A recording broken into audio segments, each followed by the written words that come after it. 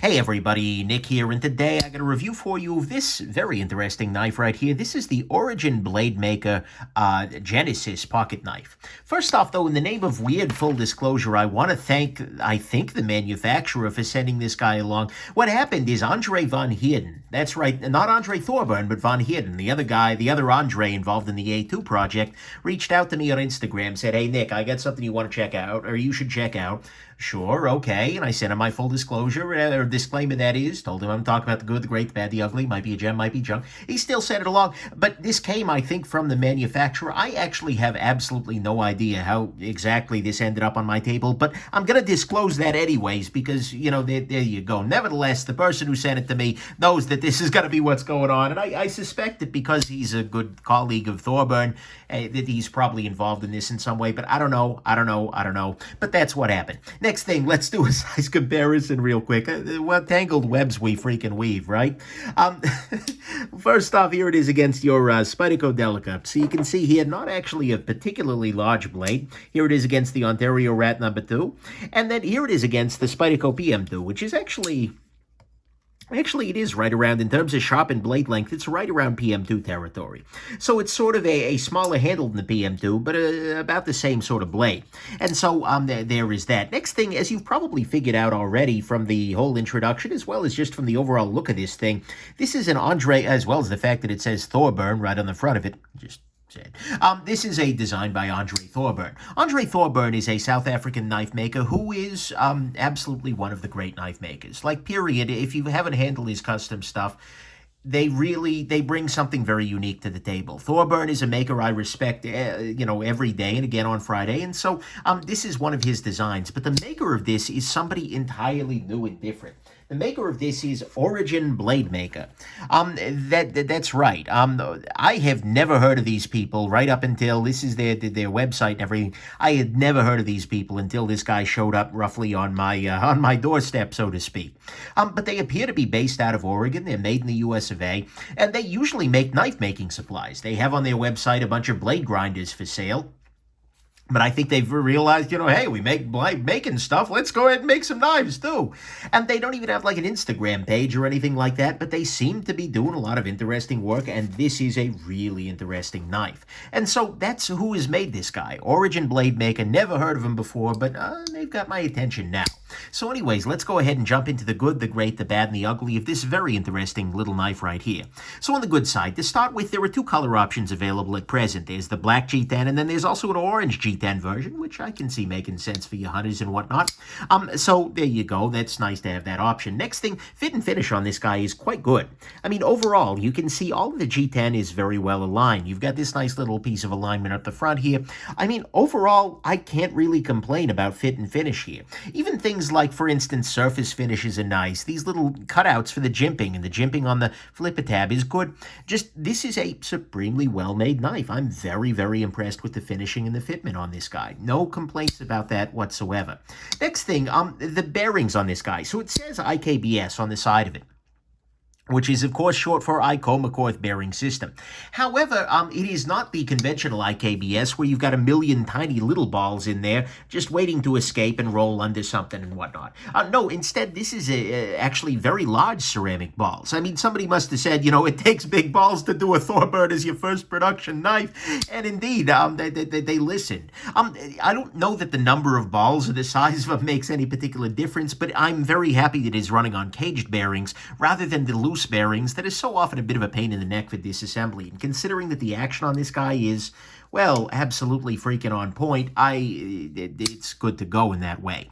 Next thing, ergonomically speaking, it's solid. I mean, it's a Thorburn, so you would expect that, those kinds of details would be covered, but it is absolutely a very solid set of ergonomics on this guy. It works very well in the hand, and although there's no opportunity to choke up here, no finger choil or anything, it's good to go in that way.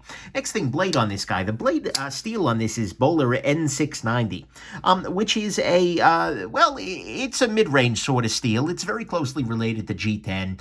It is one of those steels that's good to go for everyday use. However, what's very impressive about this blade is the grind. This is an exceptionally thin grind. They have done what appears to be a little bit of hollowness on this, or I believe it to be hollow, or maybe it's just a very tall, full, flat grind. Whatever it is, this comes to an exceptionally thin edge. This knife very, very nicely cuts, and you can see here even the tip of it is relatively thin. This guy is really ground very effectively. No matter what the steel is, it will cut, and that is an absolutely beautiful thing. I'm a big, big fan of the blade on this guy because so often cutting performance is the thing that's left on the table in modern knife making, which is dumb, by the way. And then finally, on the good side, this is unmistakably a Thorburn, and I mean that in a couple of ways. I mean, first off, you take one look at it and you're like, yeah, Thorburn. Yeah, Thorburn. But more importantly, it has the design touches that let you know this was an experienced maker. Things like good lock bar access, good design generally. You get this nice little area here where it's just like this is matching beautifully. You get a bunch of the kind of hallmarks of Thorburn sort of design, and it works really, really well. I'm very happy with the overall design of this guy. It actually is reminiscent of some of the A2 knives, the Thorburn and Andre Van Heerden sorts of design, so I'm not shocked that Van Heerden might have been involved at some point. Again, I don't know the extent of any of these things, but at the same time, it is unmistakably a Thorburn, and so that's a beautiful thing. And I think, especially for people who are a fan of Andre's custom work, this provides a much more accessible entry place that is much higher quality than some of the production knives that have come out before. And by the way, that is a comment not about the A2 series. Those were amazing. I've talked about those independently. So to me, at least, all that's the good is that it is unmistakably a Thorburn, and that's a beautiful thing for a knife to be. It's got a good blade, good ergonomics, big old cage bearings, and very nice fit and finish, and it's available in 2 colors. On the great side, to me, the action on this guy is very, very good. Look, it is not a custom Thorburn, but custom Thorburns are one of those things that every time I handle one, it's like, oh, wow, that's why Thorburn's got that name. But the thing is, the action is remarkably good. It's not that far off, and it feels Thorburn-y. And this is a silly thing to say, but the way that the detent is done feels like that. It feels like they spent a lot of time trying to get these detents right. And similarly, the fall shuttitude of this is non-trivial. This is a very, very fall shutty action. This is a stellar action. I like this action substantially. It is really freaking good. And considering that Thorburn, among other things, is known for his actions above everything else, the fact that they managed to get a little bit of that lightning in the jaw, even if not the whole thing, but even just, a pretty good damn taste, the Thorburn action, that's just great. And considering that's one of the things that's very hard to get right in a pocket knife, nice to see it here. So to me, at least, what's great about this is that this feels Thorburn-y, not just in design, but in action, and that's a really high compliment. So there you go. On the bad side, there are some issues here. I mean, to start with, the price on this guy is kind of It's $340 shipped. That's, what, it's not terrible. There were a lot of good knives in the $340 range, and it's frankly lower than a lot of the other options. Right now for Thorburn, you're looking at like either the A2 series, and those start in the $500 range, or you're looking at some, very low-end production pieces. This is solidly in the middle there, but it is a little higher. It's important to remember that it's made in the USA, and that it is made well. Honestly, the biggest reason I have trouble with that price is the steel, and that's kind of my next issue, and that's N690. Now, N690 is a steel that is good to go for everyday carry. It's not like 8CR13 or anything like that, but it's just sort of on the bottom edge for me of what's... and this could be my own personal bias, but honestly, I've never been that impressed with it. It feels a lot like VG10, which makes sense, because chemically it's a lot like VG10. That means it's very easy to sharpen, which is nice. It's easy to, maintain and whatnot, but it doesn't have amazing edge retention. And I don't know. So to me, at least, it's just not a super impressive choice of steel. And considering that this price point, $340, is putting it right up against some of the higher end pieces out there, I'm a little disappointed that they went with what feels to me like a fairly low end knife, steel that is. It's in the 440C. It's in the V. It's fine. It's good to go, but it's not the most impressive stuff they got out there. And so to me, at least, that's a downside for that price. Next thing, this is a little bit on the thick side and a little bit on the heavy side. I mean, if we compare this guy in terms of its overall thickness, we put this guy up against the Spyderco Delica. You can see here, this is substantially thicker, and it's not even counting the clip on this guy. Put it up against the Paramilitary too. And what we can see here is, this is still a substantially thick knife. And we weigh it down here, and we can see that this guy is coming in at, 4.2 ounces for, hold on, let me find my freaking ruler. It's around here someplace, I swear to you. Go ahead, and there we go. Fell on the floor. This guy is coming in at 3.5 inches for 4.3 ounces of weight. it's not the lightest thing in the world there. Next thing, this guy has a big old pocket peck and flipper tab. Not the end of the world, and it is well-rounded, well-chamfered around the outside, but that's definitely a factor. Next thing, this guy has a sharpening choil, but not quite enough for one. There's a little tiny smile down there at the bottom. I'd like to see another millimeter or two of forward protrusion just to get that last little bit of smile out of there. Make the blade one uniform angle throughout. Not a big deal, but it's a deal. Next thing, this guy is using T5 screws. This is a T6 bit, and it does not fit. If the bit does not fit, then, well, by God, you should be using a bigger bit. This is a T5 screw, and in fact, I believe even the pivot, yeah. Oh, the pivot fits a T6. Can I get T6 in there? No, I mean, look, the bigger. Go big. Go bigger. Seriously, there is no damn reason to be using T6, let alone T5. I know that it's kind of a Thorburn thing. For some reason in South Africa, I don't know, maybe you can't properly import real-size Torx bits. But whatever it is, I'm not a big fan of seeing that that's a lie, by the way. Lots of South African knife makers use real-size bits, but it just makes them very easy to strip. It makes them a pain in the neck to work with. I'm just not a big fan of those bits. That's not a thing I enjoy. Next thing, and this is getting to be a bigger issue, this guy has some back and forth clip play. The clip on this guy, as you can see, is sort of mounted on what looks to be a wedge of probably his G10 here. But as a result, because it isn't necessarily fixed in there, there is a little bit of back and forth play. I'm being a bit of a pain here. I think that this is not the end of any particular world, but one downside of having the clip mounted on as a flat surface on top of a wedge of G10, basically, is that you end up with the possibility of that back and forth wiggle. Is it problem? Not huge, but it is something I'd like to see done a little bit differently, and it's not generally a problem with most higher-end pocket knives. Then finally on the bad side, and the thing that bugs me most carrying this knife is the sharp corners on it.